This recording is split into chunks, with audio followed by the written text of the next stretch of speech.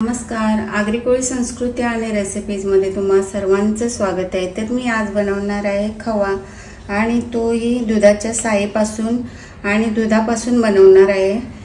खवा 2-3 प्रकारे बनवला जातो, तर मी आज दुधाच्या साईपासून आणि हे मी फुल क्रीम वाला दूध घेतले अर्धा लिटर आणि 1 कप दुधाची साई घेतलेली आहे। जी आपण दूध गरम करतो आणि फ्रीज मध्ये ठेवतो त्याच्यावरची साई येते ती मी 1 कप अशी घेतलेली आहे आणि ती नॉर्मल टेम्परेचरला आपल्याला आणायची आहे, तेव्हाच वापरायची आहे। चला तर आपण आता पुढची कृती करूया। तर मी आता हे दूध गॅसवर ठेवलेलं आहे, पॅन मध्ये अर्धा लिटर घेतलेलं आहे फुल क्रीम वाला। तर आता आपण हे उकळी येईपर्यंत एकदम फास्ट ठेवायचे आहे गॅसची फ्लेम आणि हे दूध उकळून घ्यायचं आहे। तर आता हे दूध उकळेपर्यंत आपण थोडंसं वाट बघूया। तर बघू शकता आता तुम्ही 2-3 मिनिटात उकळी आलेले आहे आणि आपण ही साय अशी पूर्ण अशी एकसारखी ढवळत राहायचं आहे आपल्याला। वरती साय येऊ द्यायची नाही आपल्याला, अशी पूर्ण असं दूध थोडंसं आपण आटवून घ्यायचं आहे आपल्याला आणि नंतर मग ती आपण साय याच्यामध्ये ऍड करायची आहे। तर आपल्याला आता हे असं ढवळत राहायचं आहे आणि मी गॅसची फ्लेम मीडियम केलेली आहे। तर असंच थोडंसं आपल्याला आटवून घ्यायचं आहे आणि दूध आटत आलं की आपल्याला याच्यामध्ये साय ऍड करायची आहे। तर आता दूध आटल्यावर तुम्हाला मी दाखवते, थोडंसं आटवायचं आहे फक्त।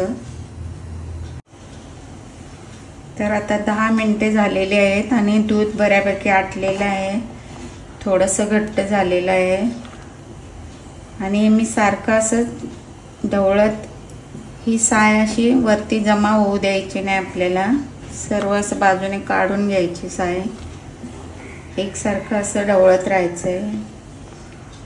आणि लाकडी घेतले मी उळतनं, कारण ते असं ठेवून आपण जरा कुठे बाजूला गेलो तर दूधही उतू जात नाही आणि गरमही होत नाही, म्हणून लाकडी कालथीच घ्यायची। तर आता मी याच्यामध्ये साय ऍड करणार आहे, कारण थोडंसं घट्टपणा आलेला आहे दुधाला। आता मी याच्यामध्ये ही सर्व साय घालून घेते।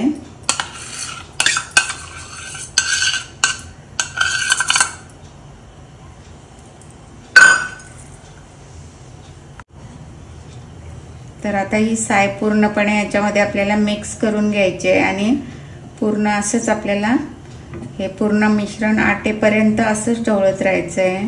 आणि याच्यामध्ये आपल्याला तूप वगैरे घालायची आवश्यकता नाही, कारण साईमध्येच आपल्याला तूप वगैरे असतंच।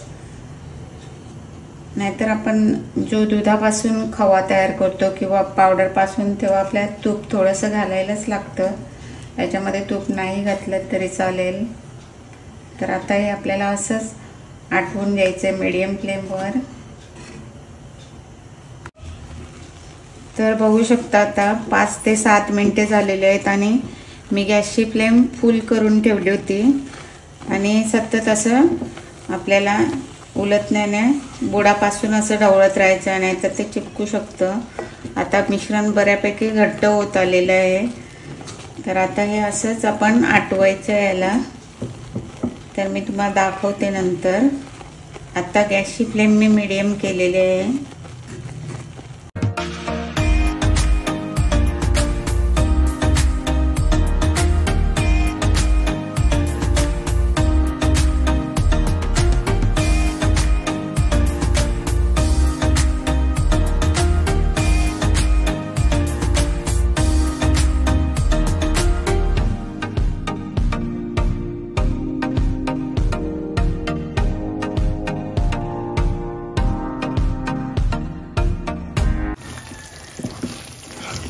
तर बघू शकता आता तुम्ही दूध संपूर्ण आता आटून गेलेलं आहे आणि कढई सोडायला लागलेलं आहे। आता एकदम घट्ट झालंय, खवा आपला तयार आहे आता। तर आता आपण हा थंड करायला ठेवून देऊया। बघा आता पॅन सोडत आहे, म्हणजे खवा तयार आहे। आता आपण हा थंड करायला ठेवून देऊया। थंड झाल्यावर तुम्हाला दाखवते मग। तर अशा प्रकारे आपला खवा तयार आहे, बघू शकता तुम्ही। मस्त असा खवा तयार झालेला आहे। तर घरच्या घरी तुम्ही नक्की करून बघा। आणि हा खवा आपल्याला कुठल्याही मिठाईमध्ये वगैरे वापरू शकतो आपण, जी घरी बनवतो, करंजी वगैरे मोदक बनवतो त्याच्यामध्ये वापरू शकतो। तर तुम्हाला ही रेसिपी आवडली असेल तर रेसिपीला लाईक करा, शेअर करा, कमेंट करा आणि चॅनललाही सबस्क्राईब करा। धन्यवाद।